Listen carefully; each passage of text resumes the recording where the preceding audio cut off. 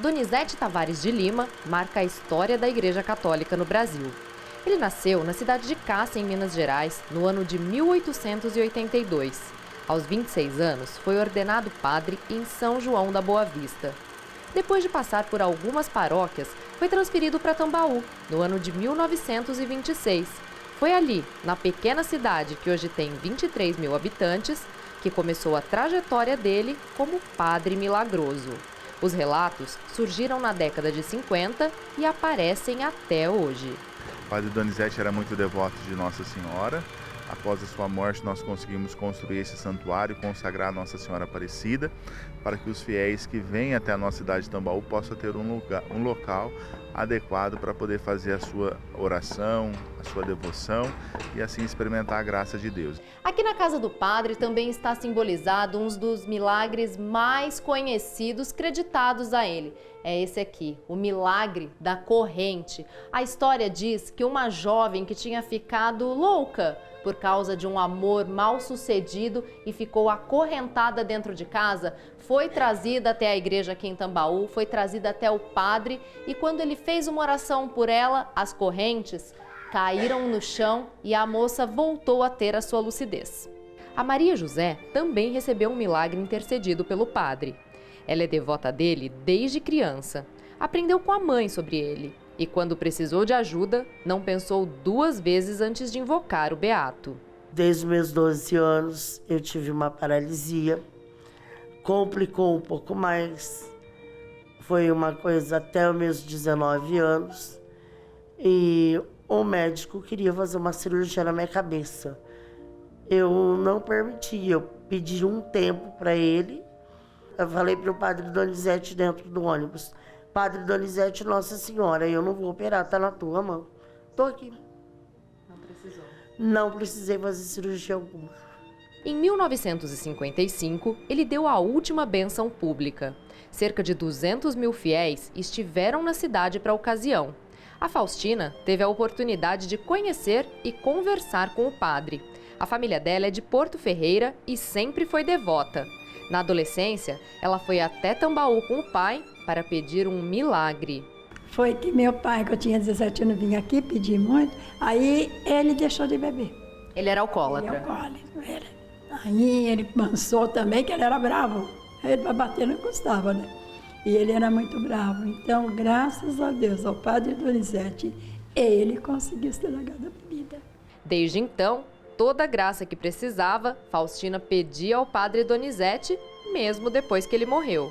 E recebi o milagre do meu joelho também, que eu operei o joelho e desgasto os ossos. E os médicos falaram que eu ia para cadeira de roda, que eu não ia andar mais. Aí eu vim com muleta aqui, lá no cemitério, também aqui e lá. Quando eu cheguei no cemitério, eu ajoelhei. Entendeu? Eu ajoelhei sem um ver, que nem quando eu estava ajoelhada. E eu, daquela hora que eu levantei, assim, graças a Deus, recebi a graça. E foi nessa casa aqui em Tambaú que o padre Donizete viveu os últimos 35 anos da vida dele.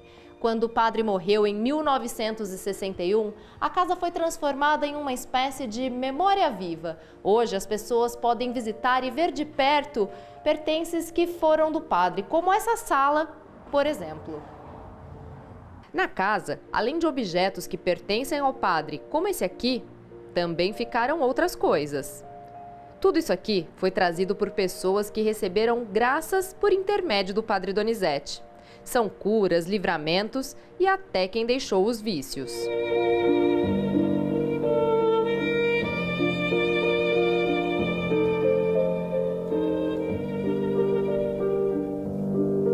O Arnaldo mora em São Paulo e sempre que pode ele faz questão de visitar a casa do Beato.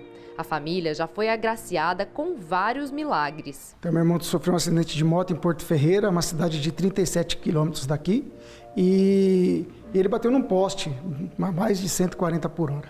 Ficou 2 meses em coma, 60 dias. Aí a namorada dele trouxe o capacete e pôs no túmulo do padre Donizete pedindo uma intercessão. E depois de 2 meses em coma, ele despertou do coma pela intercessão do padre Donizete. Porque são muitas, né, as graças que nós precisamos. A minha esposa vai fazer uma cirurgia, a gente veio aqui também colocar a cirurgia dela, E a gente pede, né? Assim como a minha mãe vai falar, meu avô que bebia, deixou da bebida, minha tia que foi curada de vitiligo, né? Com uma bênção do Padre Donizete, ele era vivo. Minha tia também tem 78 anos, ela veio aqui com a bênção dele, foi curada do vitiligo, mora em Ribeirão Preto. Além da casa do padre, a cidade também tem um santuário batizado com o nome da santa na qual ele tinha mais devoção, Nossa Senhora Aparecida. O local foi construído logo depois que ele morreu para realizar um desejo dele.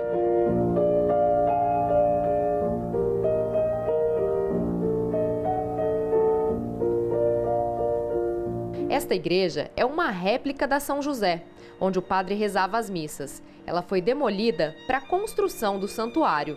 A réplica fica em frente ao cemitério. E foi aqui no cemitério municipal de Tambaú que o corpo do padre Donizete ficou enterrado até 2009, quando ele foi retirado e levado para o santuário de Nossa Senhora Aparecida por causa do processo de beatificação. Mas por aqui ainda existe algo curioso no túmulo onde o padre foi enterrado. Algumas gotículas de água apareceram no vidro que cobre o túmulo, logo assim que tiraram os restos mortais do padre Donizete. Na cidade, as pessoas dizem que o túmulo chorou a ausência do padre. Eu acredito que seja lágrima, porque depois que o corpo saiu, dali começou aquelas águas. Eu acredito que tenha chorado sim, depois que ele saiu dali. E antes não tinha nenhum tipo de gota de água ali? Não, não tinha. Foi só tirar o corpo dele dali. Até hoje, as pessoas vêm ao túmulo fazer orações e pedidos para o padre. O mausoléu faz parte do roteiro religioso da cidade de Tambaú.